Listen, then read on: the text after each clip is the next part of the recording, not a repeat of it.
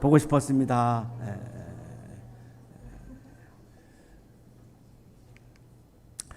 김준호 군은 인하공대 건축학과 학생입니다. 학교를 다니다가 이제 군대 입대를 했습니다. 전차 부대에 이제 배치를 받았는데 이 전차가 이게 높거든요. 탱크죠. 거기서 떨어지는 바람에 이 척추 중에서 아주 중요한 이 경추를 다쳐가지고 그냥 전신마비가 되고 말았습니다. 조금도 뭘 움직일 수 없는 거죠. 3일 동안 이불을 뒤집어 쓰고 그냥 엉엉 울었습니다. 뭐 할 수 있는 게 없잖아요. 그냥 우는 거밖에는. 3일 동안 울었는데도 뭐 부족한 수가 없고 뭐 아무런 희망도 없고 내가 뭘 해야 될지도 모르겠고 뭐 캄캄하죠. 근데 갑자기 4일째 되던 날 성경책이 보고 싶은 마음이 들었습니다. 이게 굉장히 신기한 일인데 이 기독교 신자가 아니었습니다. 사람들한테 이제 얘기는 들었겠죠. 성경에 대해서. 갑자기 그 성경이 읽고 싶어서 성경을 읽어야 되겠는데 손이 움직이지 않으니까 성경책을 넘길 수가 없죠.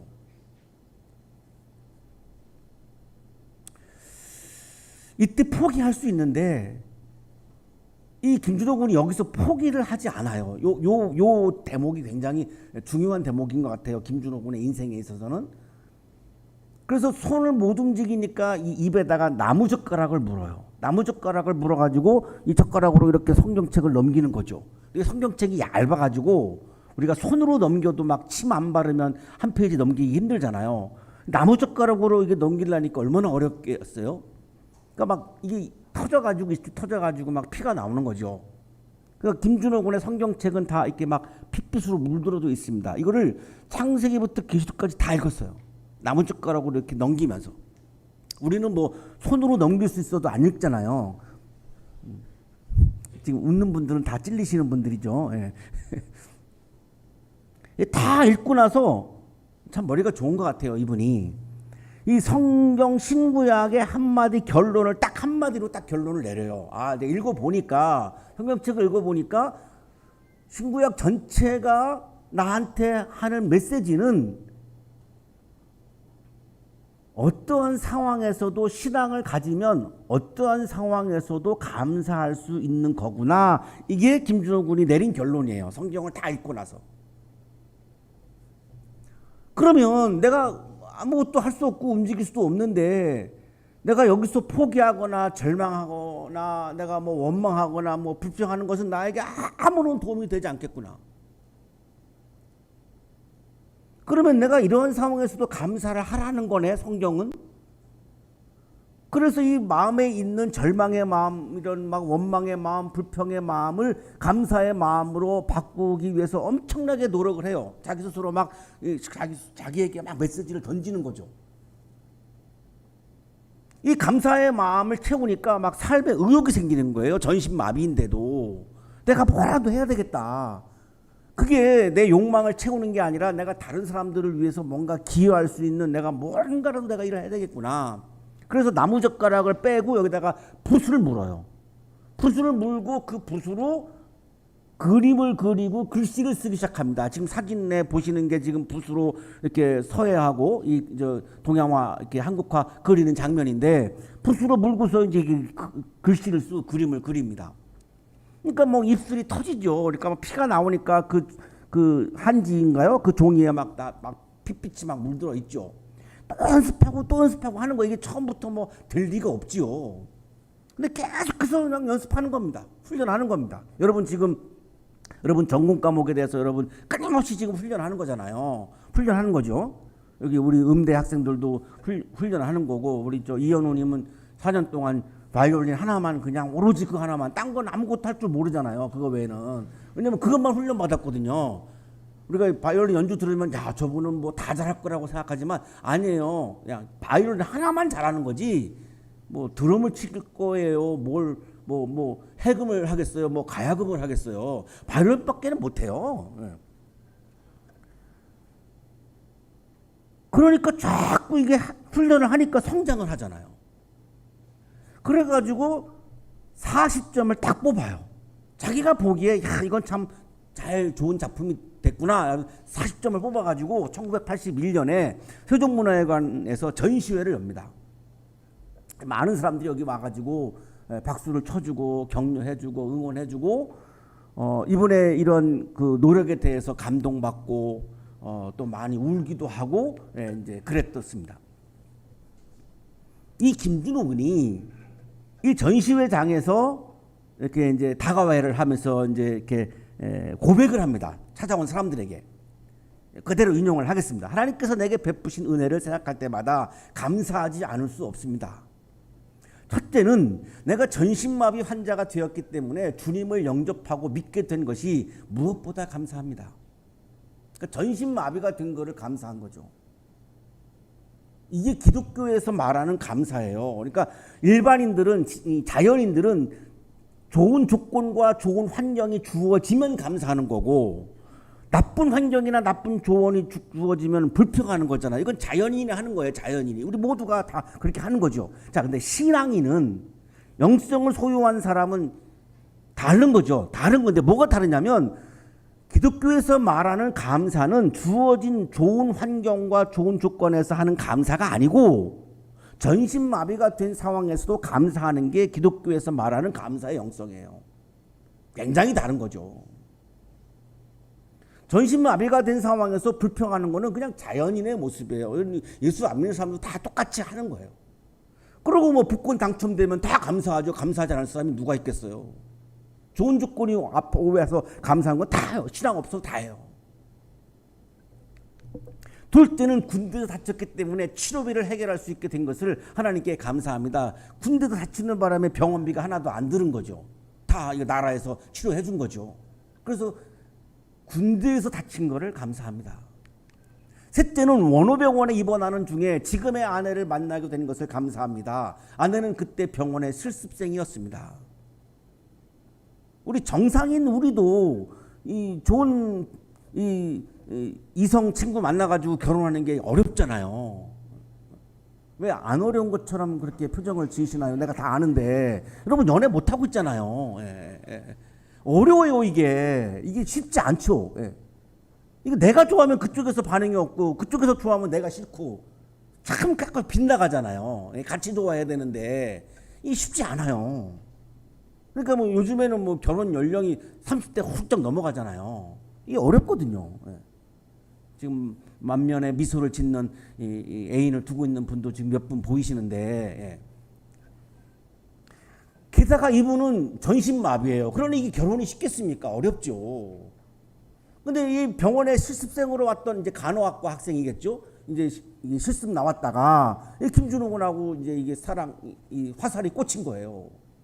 그래서 이제 이 간호 실습 왔던 이 여성과 결혼을 했어요. 그러니까 본인 생각해 보니까 내가 만약에 병원에 입원 안 했으면 나는 결혼을 못 했을 것 같아. 이렇게 생각한 거예요. 아까 뭐 우리가 얼굴 사진 봤지만 그렇게 미남은 아니잖아요. 뭐 외모가 중요하진 않지만 어쨌든. 넷째는 사진 또 나오네요. 미남은 아니에요. 넷째는 남들이 하지 못하는 구필화가가 된 것이 감사합니다. 전신마비가 안 된 사람은 구필화가가 될 수가 없잖아요. 이 사람이 우리나라 구필화가 1호예요. 1호. 나는 전신마비가 됐기 때문에 나는 구필화가 1호가 될 수 있었다. 이거 내가 역사의 한 페이지를 내가 쓴 거다. 이런 감사를 하는 거예요. 이게 어렵죠. 어렵지만 이게 기독교에서 말하는 감사의 영성입니다. 이게 바로. 손으로 붓을 붙잡을 수 없는 상황에서 입으로 붓을 붙잡게 한 그 에너지는, 그 힘은 감사의 영성에서 나온 힘이에요. 불평의 마음에서는 이게 나올 수가 없어요. 감사의 영성에서 이게 하나님이 이런 기운을 주셔가지고 힘을 주셔가지고 입에다가 붓을 물게 한 거죠. 새로운 삶의 의욕을 가지고 또한 새로운 비전을 가지고 새로운 환경에 적응하면서 최선을 다해서 노력을 해서 많은 사람들한테 기여하고 감동을 주는 삶을 사는 거죠. 자, 어려운 상황에서 우리 어려운 상황이 오죠. 여러분 지금 다 어려운 상황에 있잖아요. 하루하루가 힘들죠. 어려운 상황에서 불평하고 원망하고 절망하는 것은 영성이 아니에요. 그건 자연인이 하는 겁니다.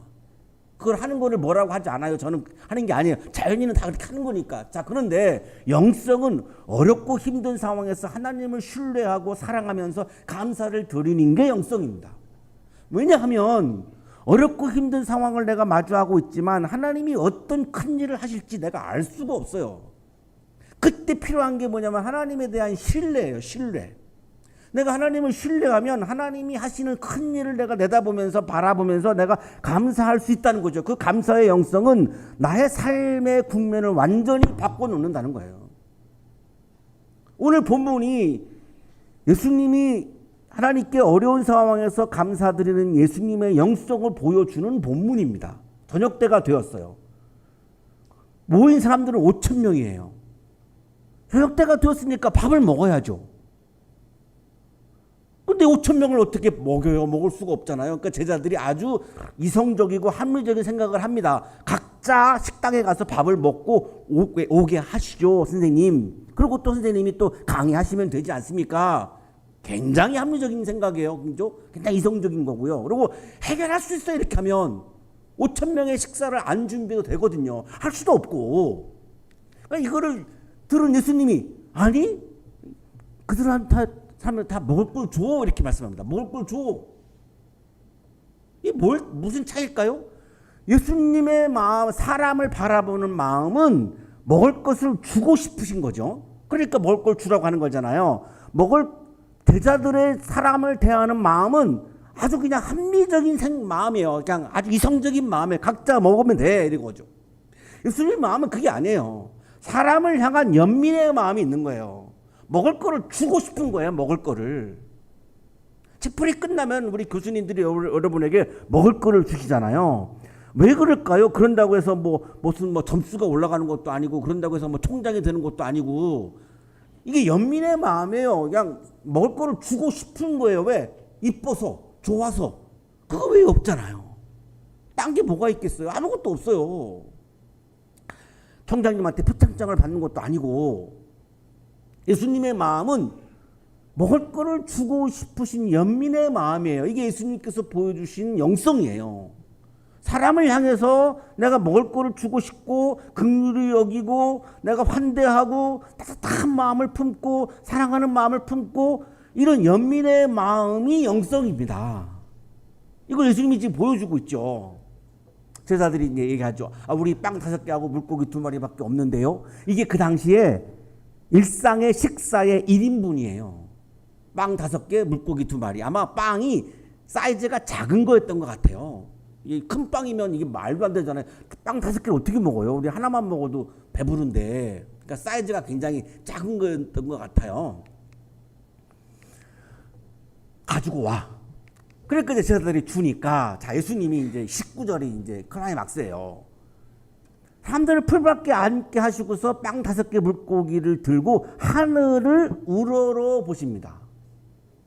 빵을 본 게 아니에요. 물고기를 본 게 아니에요.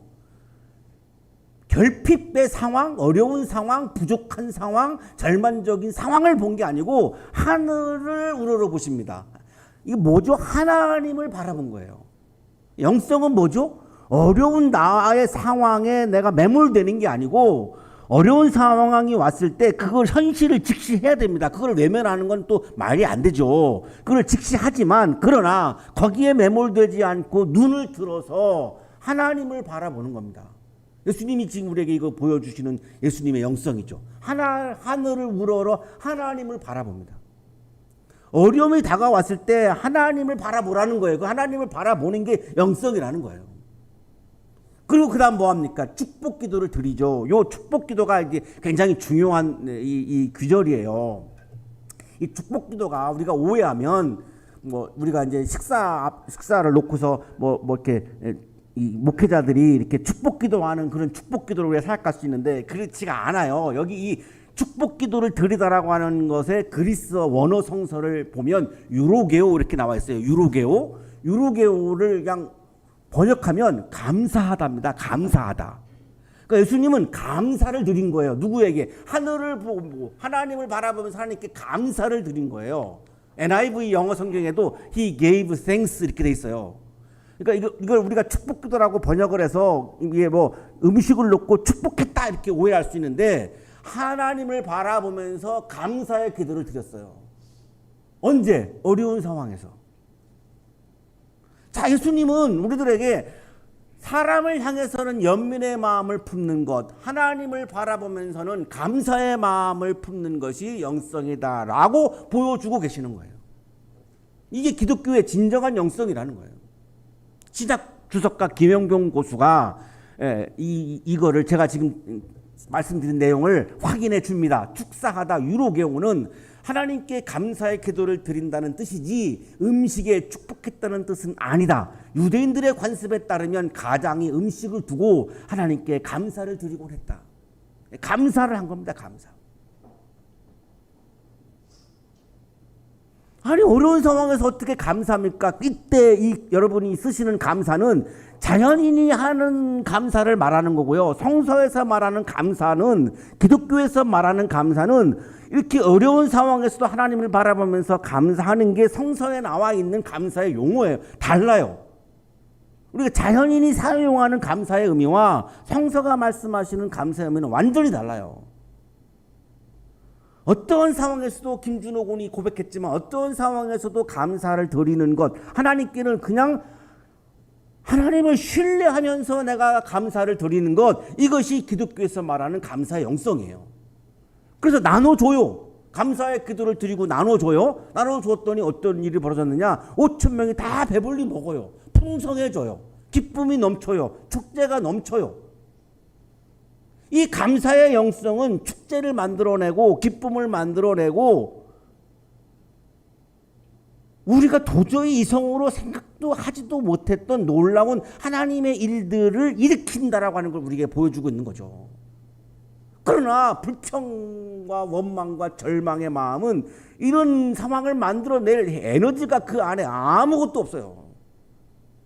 그래서 어려우면 어려울수록 더더욱 우리는 감사의 마음을 품고 하나님을 바라보면서 감사의 마음을 품어야 그 어려운 상황들을 헤쳐나가고 돌파해 나올 수 있는 그런 하나님이 주시는 에너지를 우리가 얻을 수 있다는 거예요. 12광주리에 5천 명을 다 먹고요. 12광주리가 남아요. 그 정도로 풍성해져요. 모든 사람이 인종, 종교, 이런 거 안 따지고요. 모든 사람이 다 배불리 먹어요. 어려운 상황에서도 하나님을 신뢰하고 하나님을 바라보고 하나님께 감사를 드리는 것이 기독교에서 말하는 영성입니다. 프랑스 작가 조르주 베르나우스의 소설 중에 어느 시골 신부의 일기라고 하는 소설이 있는데 이 소설에 시골의 성당에서 사역하는 이 본당 신부가 나와요. 이 신부가 기도를 드리는데 이 기도문이 참 인상적입니다. 오 주님, 당신이 스스로 모든 것을 다 내주어 빈털터리가 되셨던 것처럼 하나님은 우리에게 다 내줘가지고 하나님 자신은 빈털터리가 됐다는 거죠. 저도 이제 모든 것을 다 잃고 말았습니다. 이 신부님이 굉장히 어려운 상황에 놓였던 것 같아요. 나는 다 잃었습니다. 당신은 모든 것을 섬세하게 배려하시고 섬세하게 사랑하십니다. 그 어려운 상황에서 이 신부는 하나님을 신뢰하고 하나님을 사랑하는, 하나님께 감사하는 고백을 합니다. 지금 현재는 분명히 내가 어려운 상황이죠. 나는 모든 것을 다 잃고 말았습니다. 그러나 그 어렵고 있는 상황에서 이 신부는 하나님을 바라보고 있고 하나님을 신뢰하고 하나님을 사랑하면서 하나님께 감사를 드려요. 당신은 모든 것을 섬세하게 배려하시고 섬세하게 사랑하십니다. 하나님의 사랑과 배려를 확신을 해요.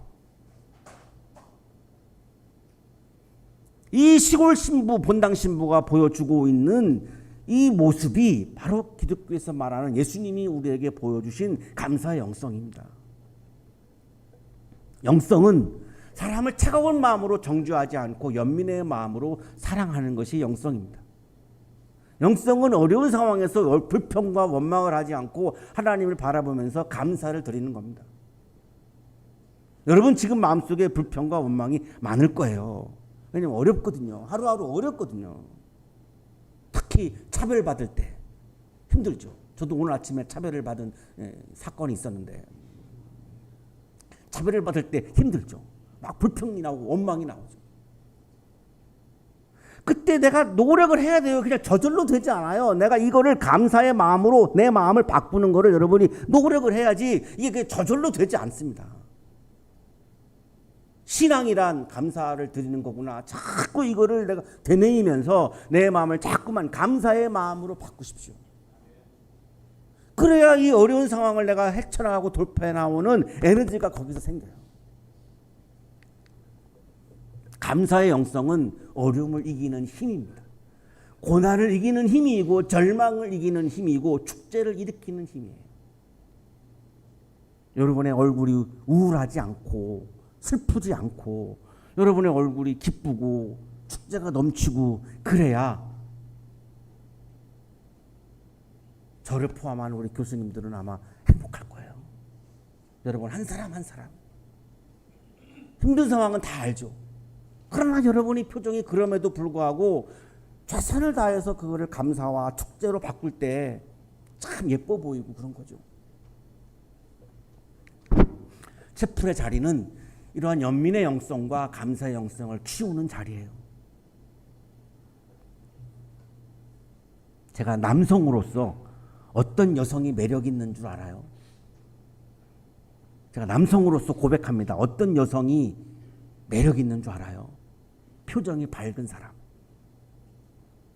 슬픈 얼굴을 지으면 아무리 그 외모가 예뻐도요 매력이 안 느껴집니다. 표정이 밝은 사람.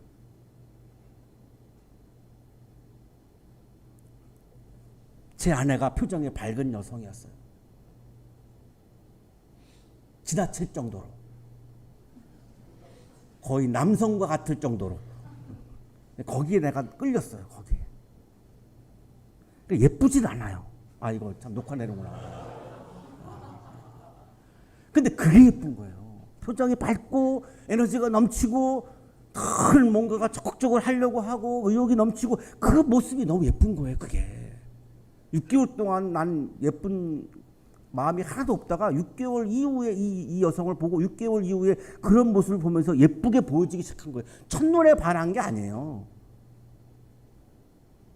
외모가 예뻤으면 내가 첫눈에 반했겠죠. 근데 첫눈에 반한 게 아니고 6개월 만에 예쁘게 보였어요. 한번 해보세요. 애인이 생긴다니까요. 하나님도 얼마나 예쁘게 하셨어요.